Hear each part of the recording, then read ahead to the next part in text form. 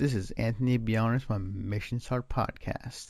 And before we start the show, I'd like to say that thank you for the support you have gave us thus far, making this site where it is today. But to keep this going, we need a bit of help.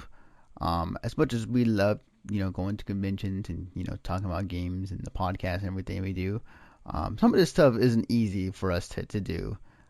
So we have a Patreon page you guys should check out. On our Patreon page, we have multiple tiers of rewards, goals, and other goodies you can get, including getting these like this podcast early in the week, right when the podcast ends. There's also other rewards as to being in the podcast with us, early access to videos and photos, and much more. But just want to let you know that we have a Patreon page at patreon.com/Mission Start Podcast. Definitely check it out, guys. Share the love, and we'll show you some love.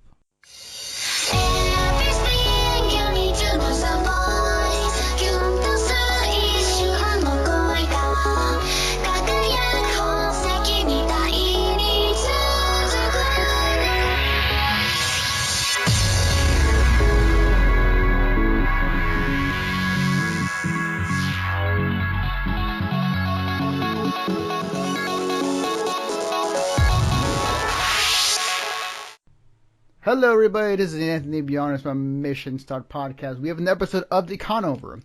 Well, most of us, or none of us, really didn't really attend Katsucon this past weekend. Somebody else did, and that somebody else is Bart from Usaki Studios. Thanks again for having me here, Anthony. It's a pleasure to always be here with your show. Oh yeah, not a problem. So you was this your first time going to Katsucon? I recall you kind of went before, I think. Well, on our website, we do have our coverage from last year's Katsucon, so this is definitely our second gig. Only this time, we decided, as an executive decision, to make this a vacation where we felt that it was time to actually go back to having a good time at a con without the need of doing a lot of coverage, which you and I love to do at all the conventions that we like to go to.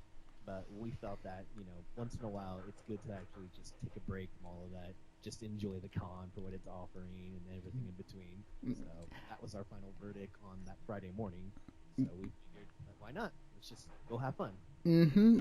And something that I said to you prior, I have not experienced that yet. So until that day happens, I'm still up in just coverage city when it comes to conventions. But no, that's good. That's good. That's really awesome. So taking it in that perspective, it's much more as a not as press, but going there as a visitor, as another con goer. How was that experience like versus what you usually are doing for coverage? Well, what we try to do with our coverage is we try to keep it from an attendee standpoint, while at the same time covering most events that typical congoers would like to go to, such as panels, meet the guests of honors, to each of their own. Some people would like to do different things, and for us to cover all of those aspects, what you would have to do is you'd have to really buckle down to each little aspect of what the conventions typically offer, whereas to just fans, they like to pick and choose which ones they would like to do for an entire weekend. In this case, I wanted to enjoy, wearing a costume, mingling amongst the fans, not really going through any big name panels that I typically like to go to for coverage. So, as mentioned, to each of their own. Everyone has their own little things that they have worked up in plans and everything in between. So, for me personally, it was a good way to kind of just relax from having to deal with the stress of trying to get every little detail of a convention. Okay, I see. It's very taking that approach is very different than what we're normally used to. But no, that's really cool. I mean, I think eventually, yes, for people of our ilk who do this, taking a break does help tremendously. Because when we work, sometimes we get under stress where we're jumping from place to place, picture to picture, panel to panel, big events and everything. Mm-hmm.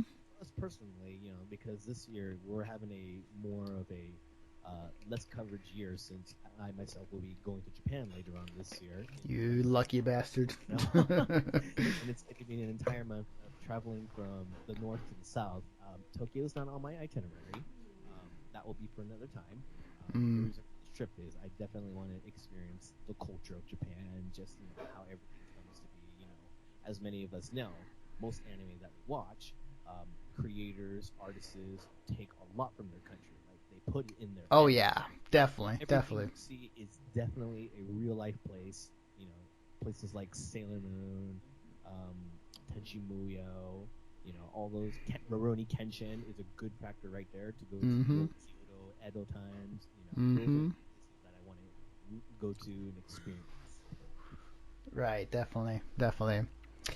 Um, I was gonna say, so when you were there this year, as an attendee, what were the things you went and checked out? What were some of the things you didn't initially plan? But what was your initial mindset?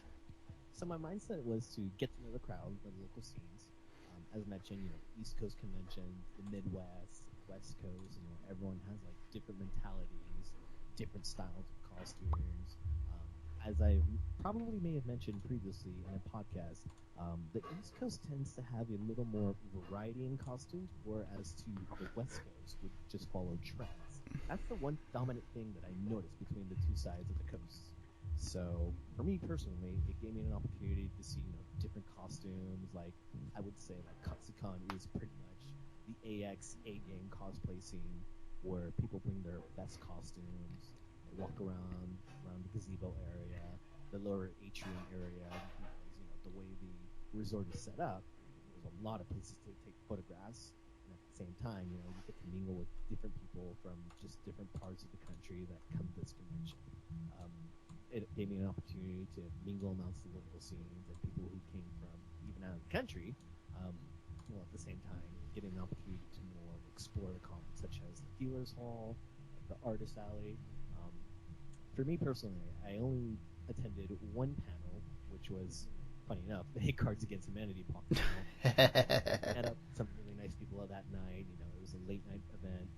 It was kind of fun and funny at the same time. The hosts were very gracious. They were very fun. They were very funny. They made up these new rules where if you got a certain card, you had to stand in front of the audience and sing to them, which was kind of funny. Nice. So, just little things like that, make a huge difference. Okay. Um, so when you were talking about the cosplayers, and so it's like everybody was bringing their A game for that week for Katsucon. So are you saying that every 5 steps you took was literally like a cosplayer, which like had like at least like a 9 or a 10 type of the quality of a cosplay? Definitely, I would definitely say that with this type of venue, it's probably going to be one of those places where you're definitely going to see like extravagant cosplayers that you probably would not see at cons like such as Anime Boston or Otakon and Boston Comic Con I went to several years ago. So far, last year and this year, and my attendance to the East Coast, I'm seeing that there's a lot more extravagant costumes that you probably only see at AX in our side of the coast. So it was definitely a different style of costumes that you would see. I see. Okay. That's cool. I'm on favor of like having an open-ended thing. Like I totally agree. Like the West Coast over here, like it is always the trend of like what anime is like trending and which do we all want to cosplay as, which is a good and a bad thing. But I prefer like a wide range of just like a different type of cosplays in anime. So that's cool. That's great to Well, hear. most definitely. That's the one thing I like to look forward to when I go to new conventions. I want to see if there's a lot more variety in costumes, seeing like how well people make their costumes, just how eye catchy they are as far as like construction wise. So like when I say eye catchy in my terms, I'm thinking something that you probably wouldn't see. For example, I saw someone walking around as oh my goodness, he's one of Agumon's Digivolves. Oh, right. Gotcha. Wargreymon. Oh, sick. So I saw someone dressed up as a Wargreymon at that time. As mentioned, I didn't have my camera, wasn't doing coverage, and I was just wow, it's a Wargreymon. That's not something you see every day. Sick. Pretty cool. That's pretty awesome. So while you were there, what was the general vibe of What was the general vibe of the attendees there? What was the kind of the word on the street, if you will, during the convention? I would definitely have to say, like, it's a great atmosphere. It's a great vibe. If anything, if I had to give another convention example that would follow the same vibe in the atmosphere, it would probably have to be Dragon Con style. So, in a sense, I would probably like to consider, Katsucon as the Dragon Con of the anime convention scene. Hmm. You got a lot of nice people, great costumes that come around. Last year, which unfortunately I did not see this person this year, there's someone out there that dresses up as the gazebo at Katsucon. Last year, and Nice. unfortunately, it was not spotted this year, or they probably were there, but I probably missed out on it because I myself was going around from area to area, getting a chance to mingle with different people, seeing friends I hadn't seen in a while on the East Coast. So I can definitely say that the atmosphere is just wonderful. The Katsucon, I mean the Dragon Con of anime conventions is that's very very high praise to put out there. And wow, that's pretty awesome. What so when you were there, now what since you were going as an attendee, like what was the general price like to get in for this year's Katsucon? Well, this year for myself, I purchased a VIP package, which was an additional $100 on top of a $60 general badge. VIP guests are given, early access to the dealers hall, front row seatings, 2 panels, VIP autograph sessions with any of your guest of honors that you wish to see. Mm-hmm. That's what I had. Unfortunately, I didn't get a chance to utilize it the way I had hoped to use it. It's not that I don't want to say it's a waste of money, but for me personally, if I give a con money, it's to support them for everything that they've done. If they're worth it, if it's really good, I would definitely say, support the con for everything it's got. So even myself as press, back then I did pick up some press passes, but then I was thinking, I do love these cons a lot. I think it's time to return to, supporting them by, giving out my payments to them as a contribution to keep the cons moving along to help improve themselves in the long run. So that way, they keep on going, get better each year, and of course, bring in more guests to their shows. Oh yeah, definitely, definitely. Okay, so and that's the price wise, in Capcom was a 3 day con. 3 day convention. Okay, so for $60, that's a pretty good price, I think, in my opinion. I think you're getting more than you should for $60 for the as huge and how awesome Katsucon, from what I've heard, it really is. The $100 on top of though, it's like you were told one of those shouts from Cash. I think that yeah, depending on what they offer, it could be definitely worth it for sure. Oh, definitely, because as mentioned, the VIP press, came with a lot of good perks. So I definitely say, if you want to be that type of person who wants to be, who really wants to get those, those special autographs that are going to be long lines, and the guests that you really like are going to be there, I would definitely utilize it. So I could I can imagine if somebody like getting the VIP press and just going straight into the front of the line and just like a pimp, just flashes like VIP. All right, let me get the sign. Okay, thanks. and you see all the regular attendees just glaring at you as you're it's like, oh, we're gonna jump this guy.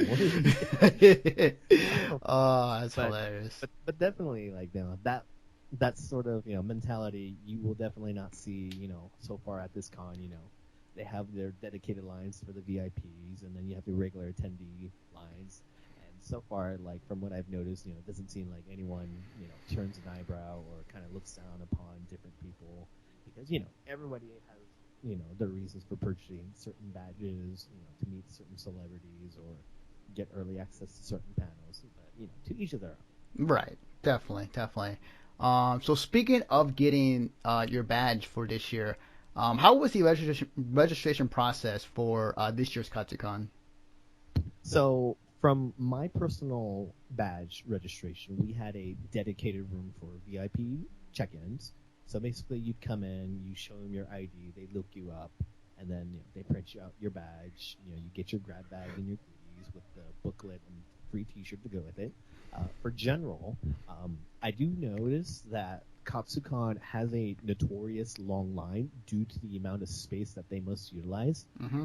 Granted, they're in the Washington, D.C. area during wintertime, and for those people who live in the East Coast, they know winter is no joke out there. You're looking at 20 degrees, 10 degrees, sometimes even negatives. So Katsucon is kind of forced to like keep everybody indoors to the best they can, and it gets crowded really fast. Okay, and their check-in system, as far as I'm aware of, if I recall last year, it was to bring your printout or bring your ID. Generally, what they do is they look up your name, and then they see your name, they give you your badge, and then you write your name on the badge. It's the same style as Otakons. Mm-hmm. Show them your proof of purchase or your ID. They'll look you up, and then they'll give you your badge. You write your name, and off to the races you go. From what I've heard from a lot of people, the longest average so far that I can recall would be approximately 2 to 3 hours on average. Wow, that is nuts. Okay, but I think that it makes total sense in terms of saying that it is very cold right now for Washington D.C. And trying to keep everybody in to keep them warm and having registration 2-3 hours. Now, I mean, I would say that's not quite the problem that we used to have over here in the West Coast, but it's still there because we remember back at FanimeCon, the ever so infamous LineCon that everyone remembers. Yeah. It seems like the only other convention aside from Anime Expo that we know had their fair share of LineCon. I recall from several people who I stayed with over at Anime Boston that they too suffered a LineCon incident years ago prior to getting their current registration format, which is the QR code, which Fanime finally adopted till this day. And it's a very expedited process. Mm-hmm. We're not sure why Katsucon still continues this process that they have right now, which we don't know if it's due to maybe lack of equipment or a programming system. It's hard to really say, or if it's something that they can't really fix, because given the nature of how cold it gets during the wintertime in Washington D.C., you really have no other place to put the attendees. If I recall, when I was in my hotel room, we had a view of the atrium. When you look down towards the atrium, you could see the line like spewing into the atrium area by the water fountains. Wow. That was how the line was. That includes the actual hallway where it zigzagged, and then you have the convention hallway where it zigzagged again into the area where I partially zigzagged again. So when you have approximately maybe 20 to 25,000 people, coming in, or in this case, approximately maybe 5,000 to 7,000 people, coming in on the very first day, you're definitely going to get a long line, and you got to figure out how you're going to keep these people indoors without having to sacrifice sending someone outside into the blistering cold. So that was my next question I was going to ask. It's like, so with these long lines at Katsucon that last 2-3 hours, did the line extend to the outside of the building as well, or did they try to keep everything inside the building? They definitely try to keep everything inside. I did notice that. So, as mentioned, it gets really cold in DC around this time of the year. There's, Katsucon has always been known as the 50-50 chance con, where it's going to be a 50% chance where it'll have a blizzard outside. And that's when a lot of people who are traveling will either have their flights either delayed or canceled. So it definitely plays a factor. So it's definitely one of those conventions where they want to keep everybody indoors without the need of having them standing under the cold. I see. Gotcha. Okay. Okay. But speaking of cold, now there was an incident that forced everybody out of the convention center into the outside of the cold, regardless of what cosplay or what clothing you were wearing at the time.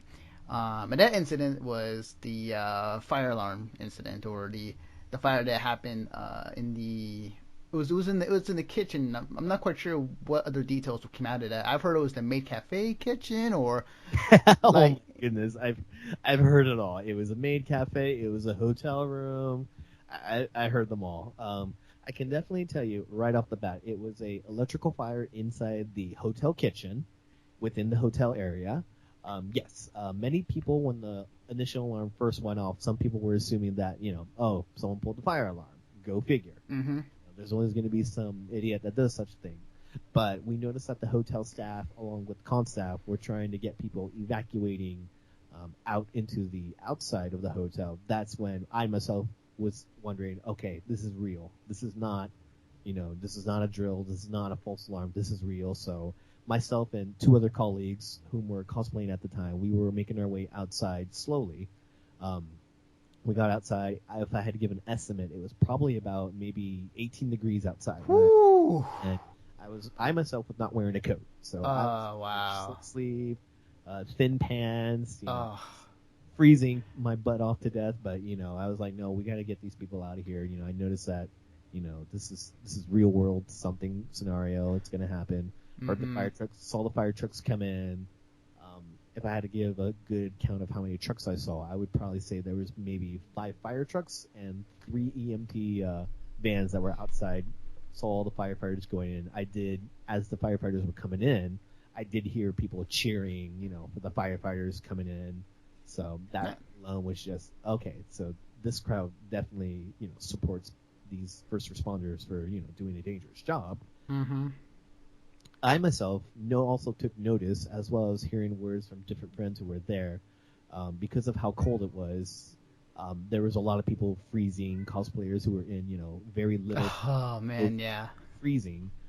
People were giving their coats to them, and about maybe a good 20 minutes, give or take, I did see staff coming out with towels and passing them out to different cosplayers, while other attendees were just, helping each other out, either get into the parking garage that was nearby, so that way they can keep warm. It was just an amazing thing to see. I was just, wow, these people really did come together. This is a crazy situation. Nobody knows what's going on, but they're just helping each other out one by one. I myself was trying to guide people to, get into the parking garage while staff was doing the same thing. It was just an amazing thing. I didn't go inside the parking garage. I didn't go seek shelter for warmth. I was just, I myself, as a former first responder, I had to take action and say, no, we're going to help these people. So myself and other different people who I, met along the way, we said, we got to get these people with their kids into a warmth area. Inside this parking garage, there was a little elevator lobby where we saw people, taking shelter from the cold. We said, hey, let's get these youngsters or parents with their kids in there, priority one. And if we see someone that has, really bad lack of clothing, we're going to get them in there. So, we opened the doors. We said, hey, we got some people who don't have enough clothing, and people with kids, we got to get them in here. And, it was amazing to see that the people in the elevator lobby were just, no, we'll make room for them. So, bring them in. So we kept doing that, and I kept, guiding people to shelter, the parking garage, the elevator lobby, if they needed to be warmed. It was just an unbelievable sight. It was just, it felt good to help others, to just get them to a safe spot, to just make sure that everybody was safe. Approximately 40 minutes into the respawn, con staff said, okay, we gotta get these people, into a warm shelter. So they opened up the panel rooms in the convention center area of the resort and told everybody to get inside the panel rooms to seek shelter, so that way they can keep warm. So it was pretty much like, you see like a horde of attendees just coming out from the hotel into the parking lot, and then suddenly making their way into the convention center, slowly coming in. The staff were just saying, come inside these panel rooms, everybody stay together. It was just amazing. They handled it really well. The firefighters that were there handled their portion very well. Many people that I saw after the post that Katsucon said that, there was an incident, I saw like how many people were just, praising the staff, praising the firefighters. Of course, there's going to be those very few people who are going to be, upset, like, oh, why did this happen? Or how could you let people go out into the cold? It's just, there's one thing I will say to those people, and I remember, making a lot of response to people who said, Katsucon did a horrible job, or why couldn't they find a better way to tell people, you know, in a real world, in the perfect world, we would all like to be told right away that, there's a real live fire going on, please get out. In the perfect world, we would love to have that. There was someone who posted this, is why didn't Katsucon send an email to people? People have their phones or send text messages. And truth be told, there's better things to deal with, than having to check people's phone numbers or emails to send out messages, because that's a lot of time and resources that you're taking away from, helping attendees get to a safe area, because it can't be physically done. And not only that, you're also jamming up, the phone networks and the radio transmissions that, the first responders need in order to keep in touch with their fellow colleagues who are responding to these incidents. So, to me as a first responder, I felt insulted that someone would say something like that, where, quote, this is the 21st century. People have mobile phones. We should send messages to them via email or phone numbers. Katsucon has all that information. They can make it happen, end quote. And as I've mentioned, my rebuttal to that is, there's better things to worry about. You can't just be worried about sending a message right away when even these people don't have the information to begin with. I mean, in a perfect world, we would love to have all that information. But the truth is, we can't. We have to just follow the instructions of the staffers, the hotel workers, and, because this is what they train for. They're the ones who are trained for this, not people like the regular everyday attendees. Some people, they've had experiences who are either EMTs, firefighters, military, police, who are trained for this. They know automatically what to do, but for the everyday attendee, they don't know what to do. So they need guidance. And the best thing to do is to listen to those staff members, to those hotel workers, or firefighters, policemen that are there. They're there to help you. They're going to do the best they can to help you. I mean, I'm not going to sit here and look at my phone and expect a message to pop up after the fire alarm goes off. It doesn't work that way. Because obviously, people are calling their friends, they're calling their parents, trying to see if everybody's okay. There's those very few people who go around tweeting first and not evacuating right away. This is the reality of it. I'm very glad that, the first responders came in at a very quick time, to summarize the time frame. It was literally, and I looked at this video, time-lapse video that I created with my camera. Oh, right. Forgot you got that, yeah. Definitely. This lasted from start to finish exactly 1 hour. Oh. 1 hour. Fire alarm to the all clear. It was an amazing how fast this ended. And I was very grateful. I cannot wait for that video to be uploaded. Oh, definitely. And I also posted a screenshot of the said video of the evacuated gazebo atrium area. There's nobody there. And when that video does come out, and I am working on it as we speak, not right now since we're doing this, but over the course of time, we are working on it. It's going to be it's definitely going to go viral, once it goes out live. Wow. Already, it's big words. It is. I know it was a lot to take in, but, like I said, as a former first responder, this was a big deal to me. And I'm glad that not only did the hotel staff and the convention staff and the first responders did a bravo job, but the attendees who got together and helped one another, that is a sense of, brotherhood or sisterhood in this community that we all need to take.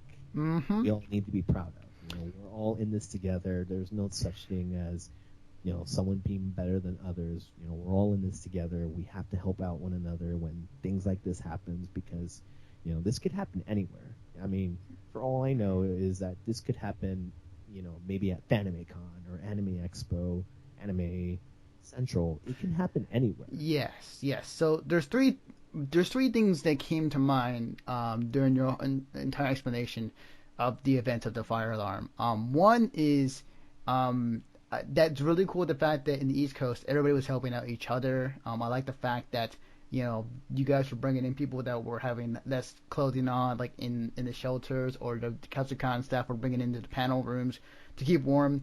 That's really cool.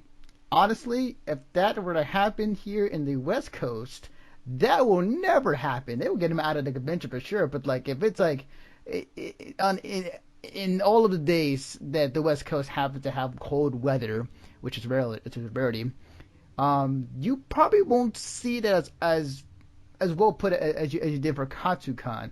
And that's, I mean, that's my inkling of what that would happen over here. But it's good stuff though. So that everybody in the East Coast, cosplayer or staff wise to do it for sure. The second thing that came to mind, and it was a thing about why not we use this technology to kind of inform people of such emergencies, and it is a lot of resources to take up, but at the same time I get that idea mentality, because if you look at majority of the con goers or majority of the people who do go, and this is like ages like around like teenage, like 15 to like 30 and up, like everybody is on their phone at some point or is checking something or taking selfies.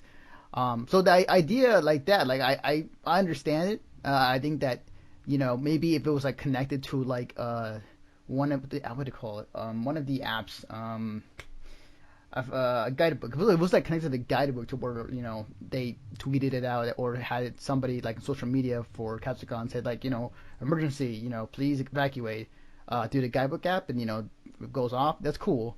But I understand mentality in terms of like if they should do that for next time. Maybe it's an idea they could do for the next time for sure. And there was a third thing I was gonna say, but I totally forgot about it, honestly. Oh, I definitely understand that. I definitely do understand that, but also there's another note to add on to that is not everyone has the ability to access their cell phones. Oh, right. So, That's yeah. because then you're eliminating the people who don't carry their cell phones, or maybe they're in costume where they can't feel it, or they don't have it because they're wearing a certain costume that doesn't allow pockets or a certain place to hold on to their mobile phones. That's also going to set them back if they're not aware of the situation. They have to base off, oh, the staff is telling me to evacuate the place. Okay, I got to get out of here then. And not only that, it costs a lot of money to broadcast something like that and to have it on a dedicated server. Places like Guidebook, they're not programmed to that sort of like feat where it's an emergency broadcast. For them, that would probably be like a different route that they would have to produce, in their Guidebook app itself, not strictly, for Katsucon, because Guidebook only notifies you if there's a change in schedule. It doesn't have the ability to inform people of an emergency. So that's a Guidebook thing that they would have to do themselves, not the convention, Right. because that's out of their power. As far as developing a system like that, you're looking at a high price for that, and the price to do that alone would be something out of Katsucon's range. What we have now is we have those Amber Alerts that come on our cell phones. That's issued by the government. Mm-hmm. They invested a lot of money into that, and that's not an easy task because they have to also make sure that the phone providers are on board with it too. So Katsucon would have to reach out to those phone providers, get their permission to broadcast something like that, and that's not something Katsucon's willing to put in there. So the best that they can do is if they hear a fire alarm go off, they're going to say, okay, let's evacuate the people right away. We got to do this right. We're going to have to do it right away because, Katsucon has no control over how to evacuate people. That's the hotel. If the hotel says we're getting people out of here, Katsucon has to abide by that because it's their property. The property people have the final say when it comes to getting people out the door. So for people who are complaining about Katsucon, telling people to go outside, you got to realize Katsucon is renting this property. Yeah. The hotel has final say, regardless. Definitely. I just remember the third thing I was gonna ask was, how was the cell phone reception there, or like, cause like, in terms of like, if of the idea that was brought up to use, phones, like, what if that was possible, like, was the reception there pretty okay, or like what was it there at the inside the convention center and outside the convention center? When it wasn't very crowded, it was easy to utilize the cell phone, but when you're talking about 20,000 people in a convention center and everyone is using their phone, you're definitely going to get a little service issue where sometimes you might not be able to log on to Facebook or tweet, send photos to your Facebooks and Twitters, your Tumblrs. So, going back, that's the mobile networks are being used at capacity. The towers in that vicinity can only handle so much when there's so many people. It's just like when you go to a sporting event, when you have 50,000 people, taking photographs and posting on, Facebook, Twitter, whatever. Right. The networks are going to be, jammed up to their full capacity. So you're definitely going to experience some slow, uploads or downloads, and occasionally you'll get missed phone calls where even if you don't feel your phone go off, it'll go straight to voicemail, or later on in the evening, you get a text message that was sent, hours ago. So, as mentioned, to get something like that going, that's going to be a near impossible thing to do. Gotcha. Okay. All right. So I figured that I'm someone to guess around maybe a two, maybe 1 bar situation then at Katsucon when it comes to reception, not going on the Wi-Fi but just going on data alone. If you have good data plan. That's everything right. too. Well, even the Wi-Fi itself, as mentioned, when you're having people logging onto a Wi-Fi network, the Wi-Fi network can only handle so much. Oh yeah, definitely. Using Wi-Fi at any convention is not the best ideal. You're better off using just data alone when you go to conventions because everybody's gonna be on that Wi-Fi. Well, definitely. It doesn't matter. It seems like either way, it's a lose-lose situation, whether you're on your phone data or Wi-Fi, because depending on what network you have, each network will be different from one another. Yep, definitely. So all in all, it seems like everything was handled pretty well, and that everything was everything's handled pretty well. And I like the fact that people out there in the East Coast were helping out the staff and the firefighters. So that's awesome.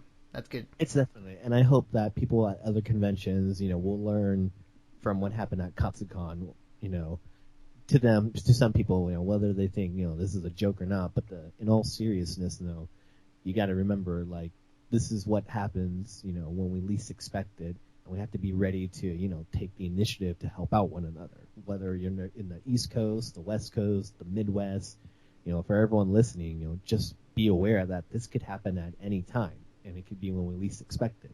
So know that when it's time to evacuate a building, you got to get ready to get outside, and it's best to help out one another because anything can happen. For all we know, that fire could have gotten worse, but thank God it didn't. Yes, definitely. And it's good to hear. It's great to hear. Hopefully, this will not go on deaf ears, and hopefully, Katsucon shout outs if you retweet this out later on. Definitely. I definitely, like I said, it was great work from everybody. Everyone did a wonderful job. Mm-hmm. I was very happy to be a part of, helping out people. It was a really, in my 12 years of attending conventions, this was definitely, going to be something that's going to stick to my mind for a very long time. Cool. Awesome. So when everything was finally settled down and they were letting people back into the convention, what was kind of everybody's mindset? It was everybody's just all right, well, that happened. Let's go do that thing, or was it just a gradual we're just gonna hang out here for a second and then we'll go do something else? Well, they definitely just resumed everything as if nothing happened. So everyone moved on. They returned to their gatherings, their panels. Panels were postponed and rescheduled. So everyone just said, "All right, let's go back to what we were doing." Cool. No one seemed to be scared or terrified, and everyone just said, "Hey, it's over, it's done. Let's keep going. Let's go have a good time." So what was the first thing you did when you get back to the convention center? Was looking for my roommates. Was looking for them to make sure that they were okay, everyone else was okay. Luckily everyone was okay, so we all got together. We made sure everyone was all right. I after I made sure everyone was okay, I did my photo shoots with a friend of mine. So after that, I went to a couple of gatherings that I really was looking forward to, and everything in between. So, it was just business as usual. Cool, awesome. So you kind of said earlier you attended the one panel you managed to get to was the Cards Against Humanity panel. Can you describe like how did that panel go and like who was involved in that panel? So this panel took place on Friday night. It was a well, let me rephrase that. It was an after dark panel where it was 18 plus. So we went inside. I met a lot of different people. We sat on like these tables. These two people were like, okay, I don't think everyone needs an introduction about why we're all here today. So they introduced themselves that they were hosting this panel. It was just going to be, okay, so these people around you, you're going to be playing Cards Against Humanity against them tonight. So start making friends, blah, blah, blah, everything in between. So we moved the tables. We got within our groups. We just started playing Cards Against Humanity. I met a lot of nice people there that night. We talked to each other, asked where everybody was from. My group, most of the people were locals, and they've been going to Katsucon for years on end. And then that, all the crude jokes that we made during the gaming session. Nice. Very, and then they said at any time if you win with a certain card, you have to do like you have to sing a song, which I was like, oh my goodness, I hope I don't win this card. So, it was a very fun panel. It was very fun. It was a 2.5 hour long panel, but I didn't stay there for the whole thing. I left early because I was getting tired, so I had to not really be up early the next morning, but I just wanted to get some sleep because I arrived on Thursday morning a little exhausted, so it was kind of catching up a little bit. So I hear ya. That jet lag from the West Coast to the East Coast. Red eye, actually. That's worse. Yeah. Damn. I do it for Anime Boston. Not last year with Katsucon because I took Wednesday off, taking people's advice to come in on Wednesday, so that way I could beat Blizzard and everything in between. Mm-hmm. Otakon, I did do it for that. What else? I believe, just Anime Boston, Otakon both years, and Katsucon this year. Nice, awesome. Okay.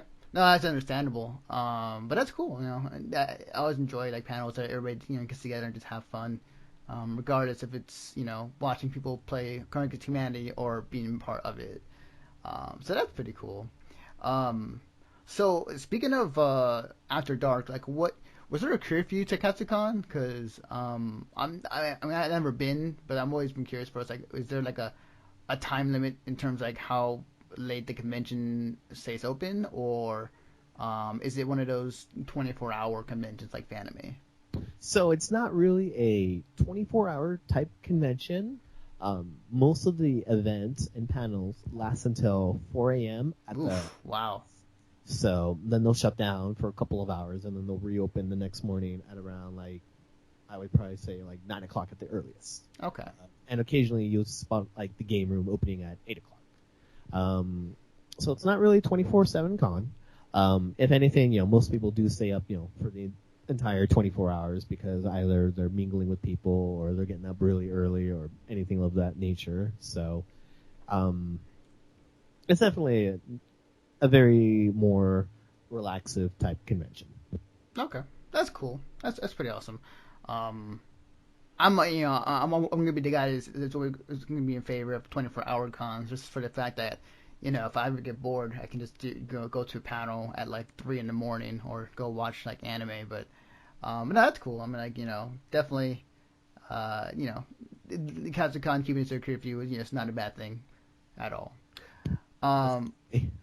So, out of curiosity, we described some of the things you would check out.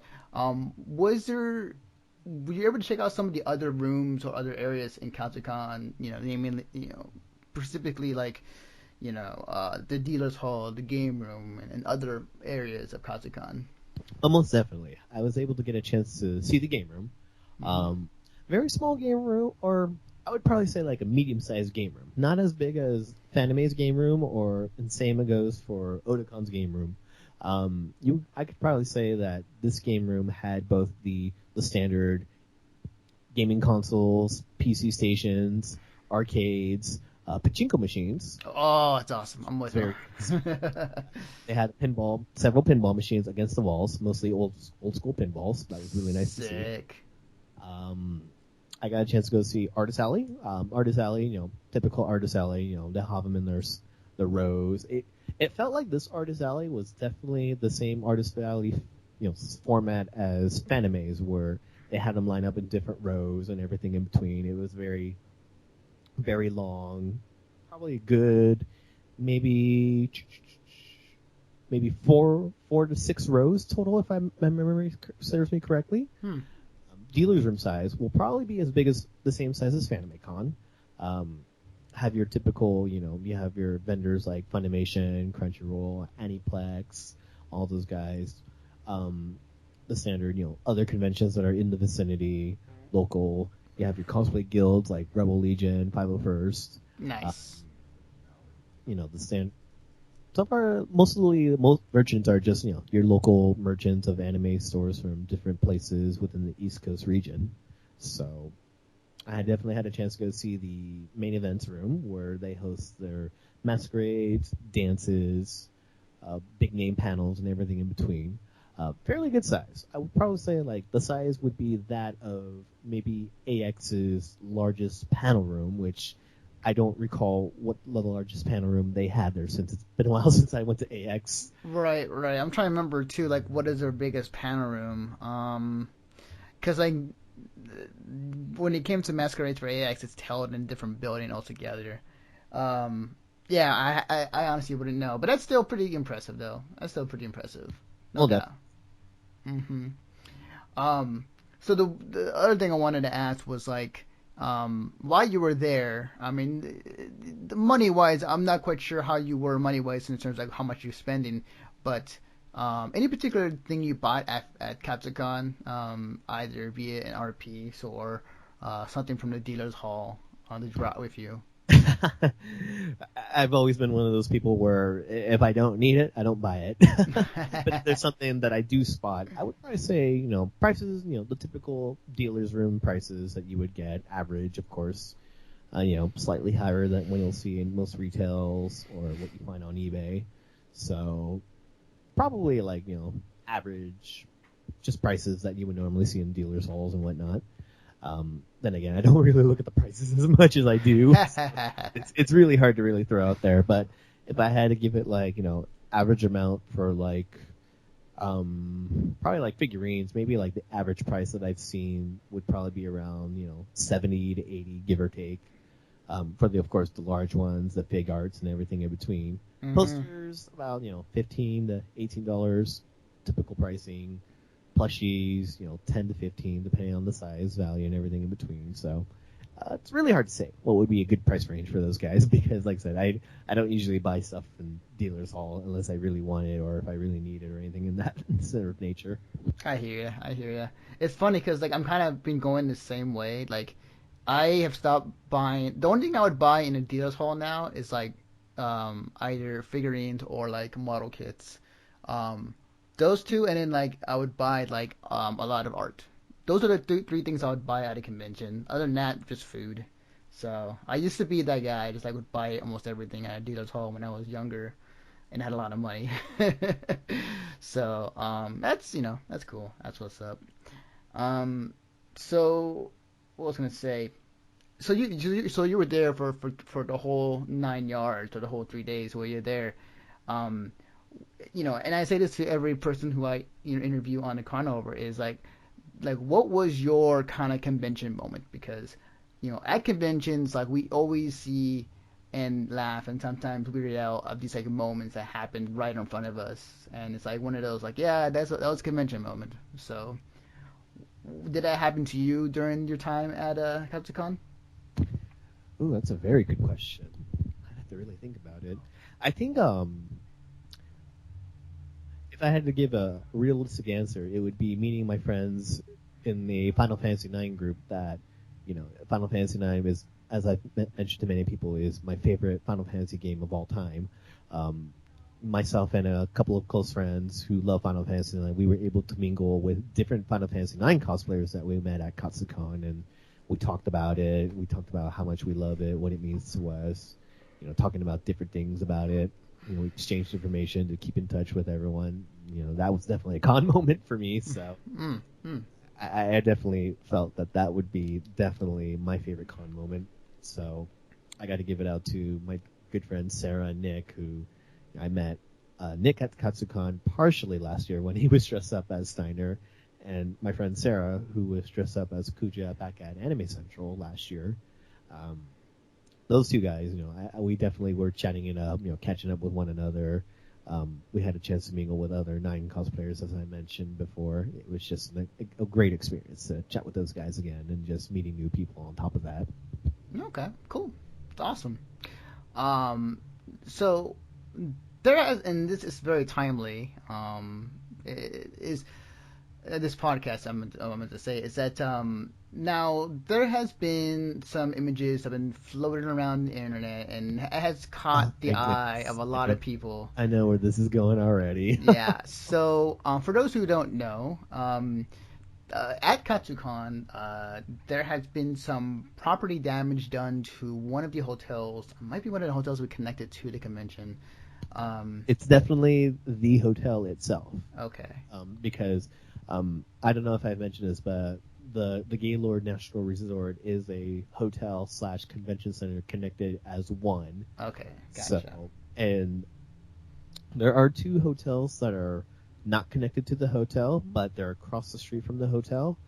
I know exactly what you're talking about too, but the images are definitely with the Gaylord Resort itself. Gotcha. Okay, I wasn't sure about that. So yeah, these images were popped up, and there were property damage in the hotel that consisted of a hole punch in one of the walls with a tape that says that One Punch Man was here. As funny as I say that, but it's not really in this case. There was a exit sign that was like literally just hanging from a wire that was torn from the ceiling. There was like a huge water puddle in front of one of the hotel rooms. It was a lot of mess. There was a lot of stuff that were, at least in these four images, that showed this type of behavior, happened at Katsucon. And for the most part, everybody's reaction is like, this should not happen. This is absolutely something that you never do as a Congo, and it's giving us a bad rep, which is all true. So my question to you is, what did you know that this happened like during the con, or was this like an after thing that you found out when you got back home? It's like, oh wow, that happened. Well, I can definitely tell you this for a fact. I did see some property damage on my floor. So I didn't take any photographs, but I did see like vomit, marks on the floor when I was walking back to my hotel room, and I was just like, oh my goodness. Some of the wall lamps were twisted. It's also on my floor too. I was just like, oh my goodness, this is bad. This is just terrible. And it not specifically Katsucon, but I'm sure there's other conventions out there that have experienced these type of issues, and we all know one in particular back here in California is a prime example, and is the reason why they're no longer at this venue would be Anime Los Angeles, where the Marriott at LAX did not want to renew their contract given the nature of the property damage that they had to undergo and the con had to cover. That's the reason why they moved. It just goes to show you that there's a lot of people out there who think that the need to destroy property, whether it's intentional or unintentional, which comes with a lot of people drinking at cons, which I remember talking to Scarlet Rhapsody about this a while back, saying that alcohol consumption at these conventions are real, and there's a lot of people who get carried away to the point where they're no longer coherent, and they feel that they need to kind of let out that excitement out in some form of way. Now, as you can see in those photographs, that's just prime example of what people are capable of when they're under under the influence. So to me personally, to see this stuff, it's just disheartening to know that there's people out there that are doing this kind of stuff. It really does make the convention look bad, and it's going to get to the point where the hotel will no longer want to tolerate this. ALA was one prime example where the mayor had said, no, we're done. You're no longer welcome here. Please move. This is a good warning to everyone that, if you're going to consume alcohol, make sure you consume it responsibly. Because, if you or your colleagues, go overboard and you get excited about, going overboard, you're going to end up doing this kind of damage. And that's going to look bad on the con. And you don't want that to happen, because then the venue will be forced to say, we're done with you guys. Please leave. Don't ever come back here again. That's then going to force the convention to move elsewhere. Now, when that convention is forced to move elsewhere, of course, a lot of people are not going to be too thrilled about that. And no one is going to be too thrilled about that.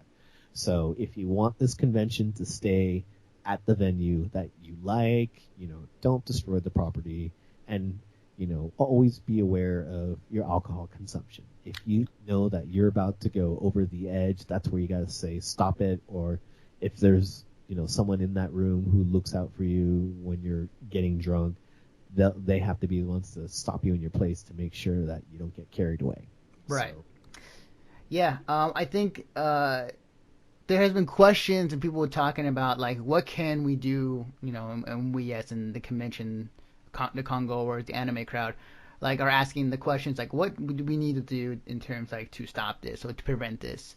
And there's been ideas thrown around, and there's been conversations. Honestly, I am glad that these conversations are taking place. I like the fact that those images and everything that happened from Katsucon is blowing up and being spread like wildfire. Because, like, there's some people who believe that the party culture of conventions is taken over in terms of, like, what the actual convention is. People are saying that, the reason why it's gotten bigger is because more older people, 18 and up, are just there for the parties. They're just there, not because they're planning the convention, but because they've heard that there's, some really great parties.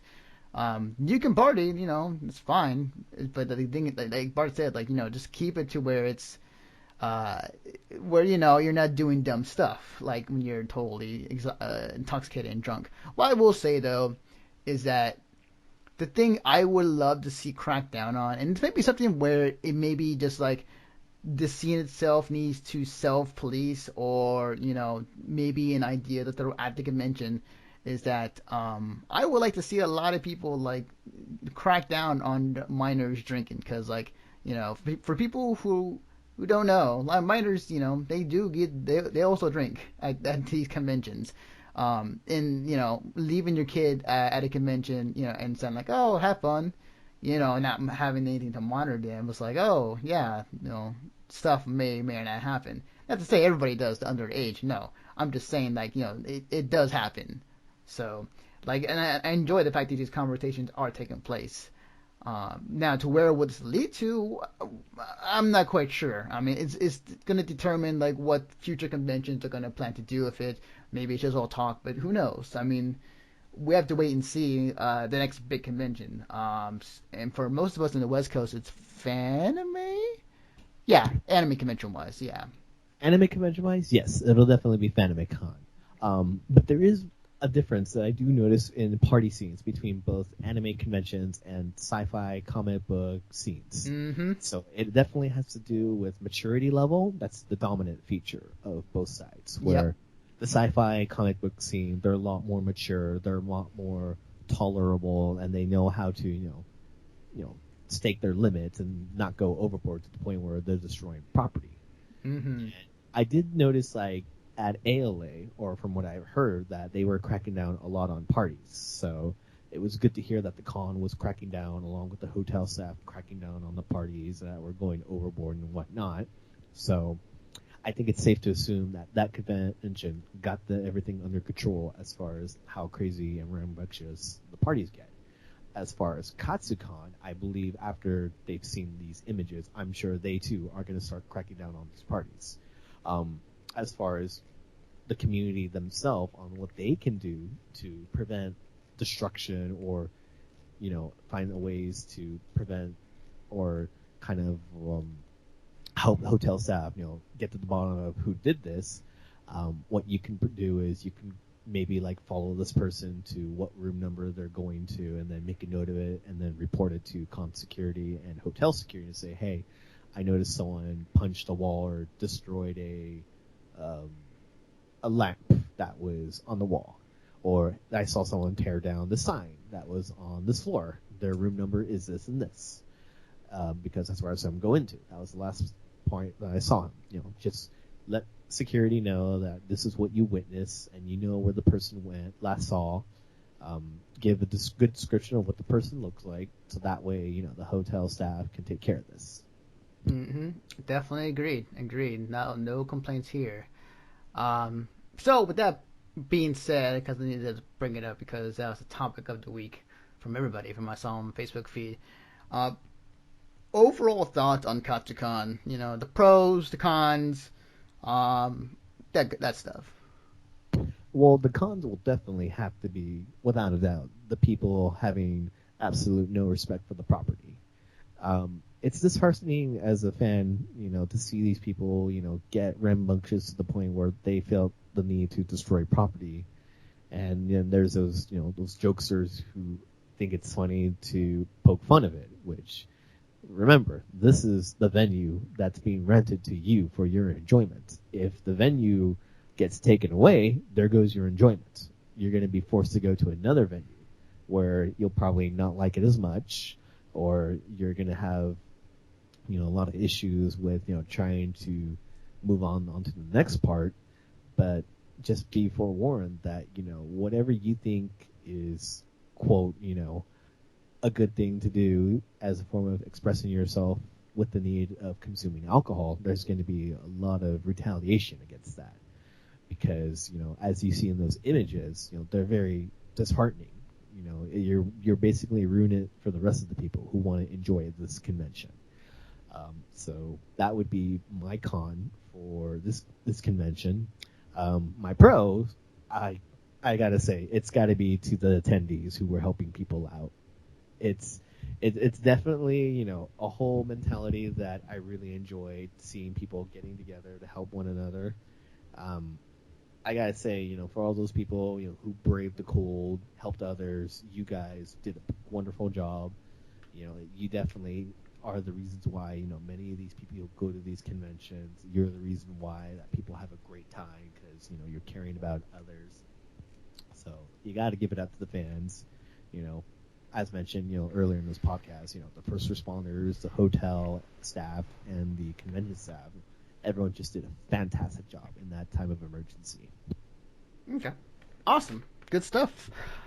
So before we end the podcast, Bart, where can they find you on the internet? Well, as I said in previous podcasts, you guys can look us up at Team Misaki Studios on Facebook, and you can view our website at teammisaki.org. That's MISAKI. That is who I work for. As mentioned, earlier this broadcast, that we're going to have a smaller schedule this year.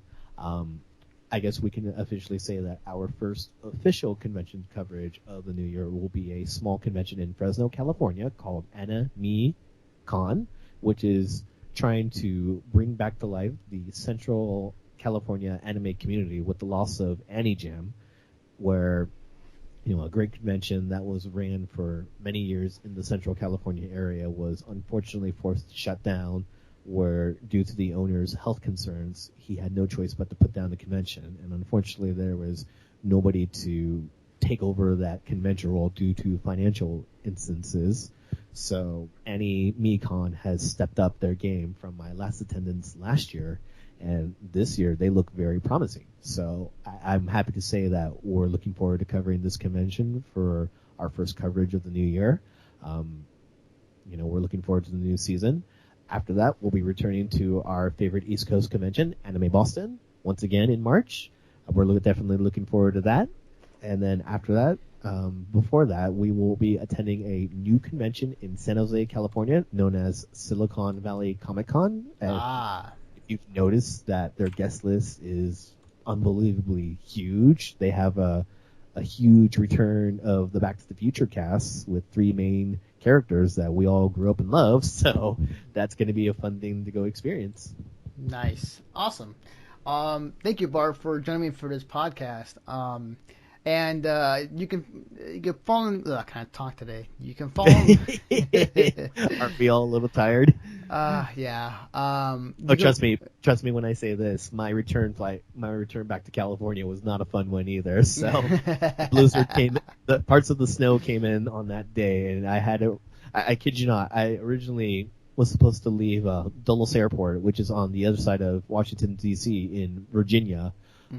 Approximately, it took me an hour to get from my hotel in Virginia to Dulles, which was not too bad, but it was definitely snowing. So, and then to be told that, your flight's been delayed due to mechanical failure, I was like, oh great, this is not going to be fun. So then, but I also got to give kudos to Delta on this one because they were able to catch me on another flight back to San Francisco, and also with a earlier return time, whereas I would have been home around 9 o'clock at SFO, but they were able to get me another flight where I would be leaving at 2 o'clock, the same time as the delay, but at least I wouldn't have to be spending 3 hours at Detroit. So nice. That was definitely wouldn't have been a good day, but there was a minor delay with my flight again, but they were able to get me off the ground, approximately 45 minutes into the delay, but I got to give them credits for getting me out there before they got crazier, that's for sure.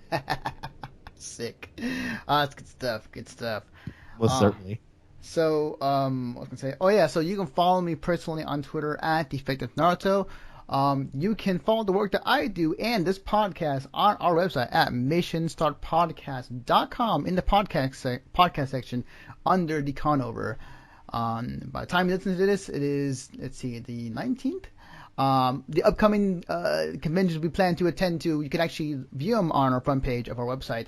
The 4 of them right now that are displayed is, and March 17th we'll be covering All-Con Dallas. March 18th we are also be covering Silicon Valley Comic Con.